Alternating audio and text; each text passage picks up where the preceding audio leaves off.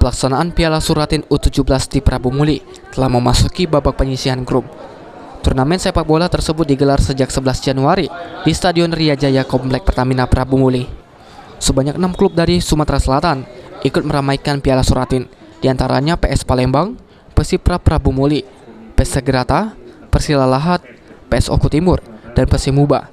Dan mereka dibagi menjadi 2 grup yang menjalani babak penyisihan hingga 20 Januari mendatang. Sekda Kota Prabu Muli Elman yang membuka turnamen Piala Suratin U17 zona Sumsel mengatakan, para pemain Piala Suratin yang berlaga dapat mengembangkan diri dan menjadi pemain nasional maupun luar. Terkait kali kedua menjadi tuan rumah, menurut Elman, pemerintah Kota Prabu Muli selalu memberikan wadah bagi anak muda untuk menyalurkan hobi atau kegiatan positif. Kan alasan bangga kita dari Sumsel ini ada anak-anak kita yang bisa bermain di nasional maupun tingkat internasional. Harapan kita seluruhnya ini di pemerintah kota dan juga mungkin di provinsi Sumatera Selatan. Dan tentunya di Prabu Muli sangat siap sekali event-event ini dalam olahraga ini. Kenapa? Inilah motivasi kita. Jadi pemerintah sudah menyiapkan tempatan wadah untuk anak-anak mengeluarkan aspirasinya dalam hal sepak bola, bakat dan mental.